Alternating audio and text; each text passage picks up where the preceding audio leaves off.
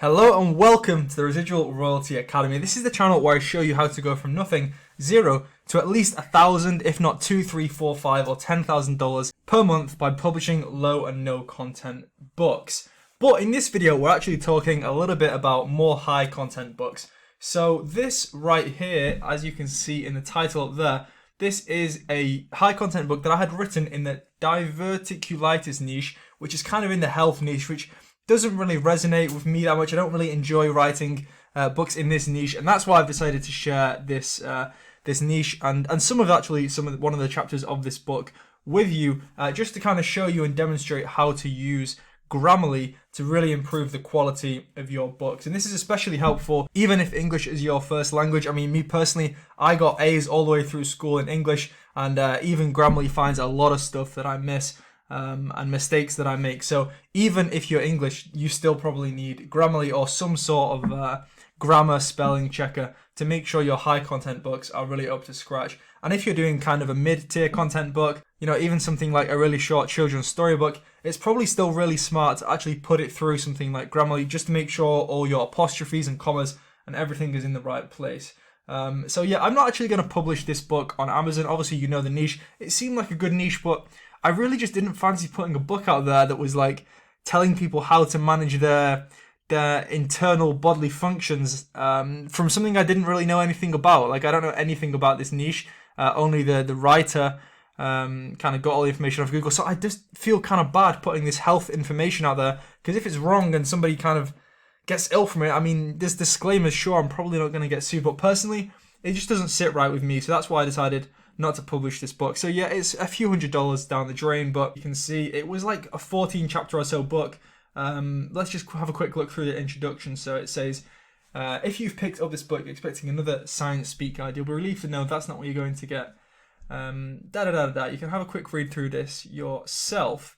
This is kind of the introduction. As you can see, it's kind of been abandoned midway through. I've still got some stuff highlighted.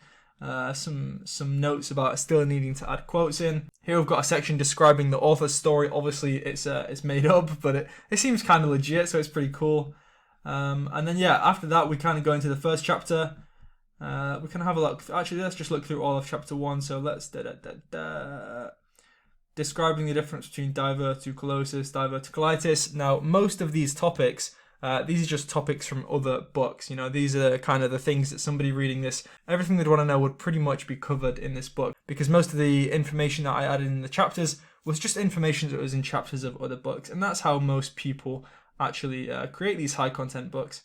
So just giving them some reassurance here, the 4 different steps, and some points to remember at the end. I won't go into any more detail on this book. Maybe I'll even try to sell this manuscript in the future. But this video was more going to be about Grammarly. So let me show you how to use it. Now, Grammarly is a standalone app, but it also has an integration for Microsoft Word. So if I click up here, it's going to give us a full rundown of the correctness, the clarity, the engagement, the delivery, and down there we can also check for any plagiarism.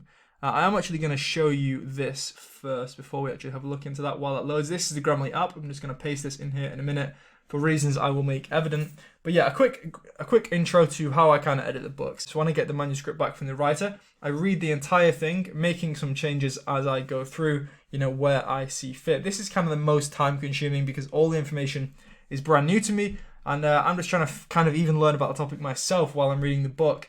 And then I can kind of make judgments on which bits I need to edit and try and find some of these mistakes initially at the start. But before you go into the next stage, what you also want to do is do a plagiarism check, because obviously if you run that and it comes back and says there's 15-20% of it is plagiarized, you're going to want to send it back to the writer, and you don't want to spend hours and hours actually going and editing it and then realizing that you actually just want to send it back or get a refund on your manuscript.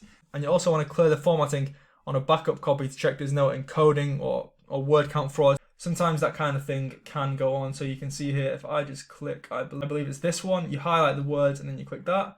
You can see all it's done here is change the font of the text, and there's no like little mini letters put in the way to try and fluff up the word count. So once you've done those two things, what I intend to do is run the entire book through Grammarly. But here is the thing, right? Because it says there's over 1,000 recommendations of things to change, which is a lot, for a 20,000 word book. It's going to take a lot of GPU processing power to actually edit this with the Grammarly extension inside of Microsoft Word. And what I find is that when I try to actually edit the whole thing using this this extension inside of Microsoft Word, it tends to usually just crash, leaving me with unsaved changes and a whole lot of time wasted. So what I tend to do is just break it down chapter by chapter, and I copy and paste it into Grammarly like I'm going to show you now. So we're going to copy all of that text, and then we're going to paste it here into Grammarly.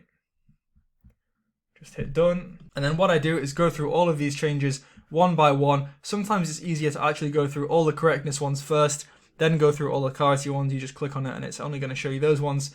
Or you can just go through it just on a basis, just scrolling down like this. And then what you want to do once it's edited and you've got that score to something like 87, 74 isn't really that good of a score. Like I think the most recent book I had back, it was already like 83 or 84, which is pretty good going. But obviously for this book I didn't pay so much, so the quality is a little bit less. And then what you can actually do is instead of copy and pasting it back out into Word, if you export it, it preserves all the formatting. So if you had some nice titles going on or any kind of good formatting that you wanted to keep, by using the import and export method instead of copying and pasting it from Word, you actually preserve the formatting. So that's something to note as well.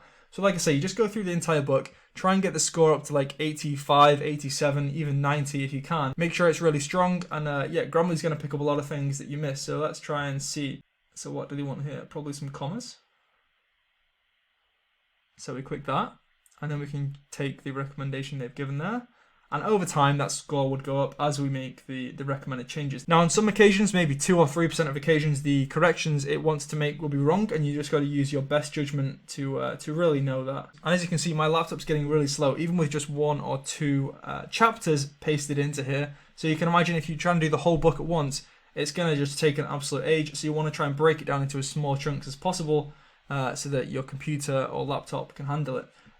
Hopefully yours is a little bit newer than mine. We need a full stop right there. Okay, hopefully you can just get the idea now. Like I say, you want to get that score to like over 87 and then export it by just clicking that and just hitting that, and it's going to preserve all the formatting. If you're writing a book targeted at, let's say, the British market, you want to change it so that it focuses all your spellings onto the British spellings.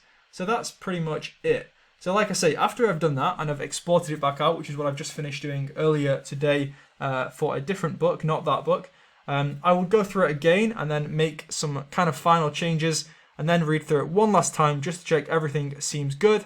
And then I think that's pretty much it. You know, some people, they'll get a book from a writer and they'll just publish it as it is, but that is not how you create a high quality book that's going to produce you a really nice income, right? So like my first high content book, I put so much effort into it you would not believe, but now that book makes me over $1,000 per month in profit every single month. It's well worth making sure your books are high quality, as that is going to make them stand the test of time. And then once you've read it for the last and final time, that is when you want to start formatting it. So you want your table of contents, you want all your titles looking pristine, you want all the spacing fixed up. Maybe that we can go into in some other videos.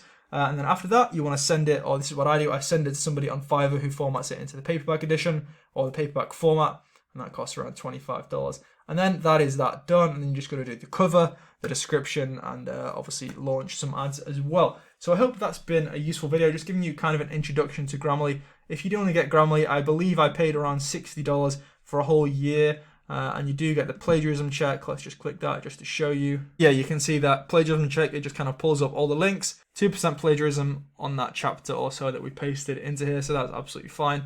Anything below 5% and you really don't need to worry about it. Obviously you can check the links and see exactly where the potential plagiarisms are coming from. And yeah, I think that's the end of the video. So if you did learn something, then smash the like button, please subscribe, and I will see you in the next video.